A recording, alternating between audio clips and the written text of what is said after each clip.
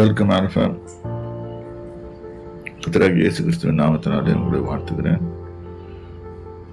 நம்ம படிக்க எடுத்துக்கொண்ட வேத பகுதி ரோமர் 1ஆம் அதிகாரம் 17வது வசனம். விசுவாசனாலே நீதிமான் பிழைப்பான் என்று எழுதியிருக்கிறபடி விசுவாசத்தினாலே உண்டாகும் தேவ நீதி விசுவாசத்துக்கென்று அந்த சுவிசேஷத்தினாலே வெளிப்படுத்தப்படுகிறது. இதுல முதல் பகுதி ஒன்றை எடுத்துக்கொள்வோம். விசுவாசத்தினாலே நீதிமான் பிழைப்பான் என்று எழுதியிருக்கிறபடி இது ஆங்கிலத்தில் போடப்பட்டிருக்கும், ஜஸ்ட் ஷால் லிவ் பை ஃபெய்த்னு.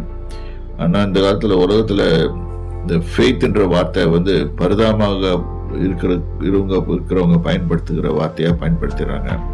நான் விசுவாசத்தில் நான் தான் பிழைக்கிறேன் அப்படின்னு சொல்லிட்டு ஒரு பரிதாபமாக ஒரு பாஸ்டர் நிற்பாங்க. ஸோ இது வேதத்துக்கு முரண்பாடாக இருக்குது. ஆனால் இங்கே கர்த்தர் சொல்றது just shall live by faith. அவன் வாழ்க்கையை வாழ்றதே, அவனுடைய வெற்றிகரமான வாழ்க்கையே விசுவாசனால் தான் வருகிறது. அந்த அர்த்தத்தில் சொல்றாரு.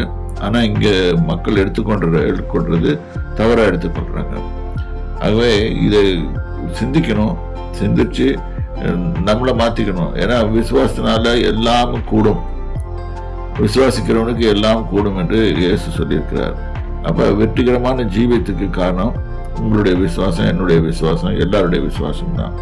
இப்ப இருந்தா அப்ப இந்த இடத்துல போடப்பட்டிருக்குது ஜஸ்ட் ஷால் லிவ் பை ஃபெய்த்னா நம்ம பிழைப்பே, நம்முடைய வாழ்க்கையின் பிழைப்பே விசுவாசத்தினால உண்டாயிருக்கு. அதனால வாழ்க்கையை வெற்றியோடு வாழும்போது விசுவாசத்தை பயன்படுத்துங்கள், வெற்றியோடு வாழுங்கள். கர்த்தர் உங்களை ஆசீர்வதிப்பாராக. கர்த்தருடைய நாமத்துக்கு ஸ்தோத்திரம்.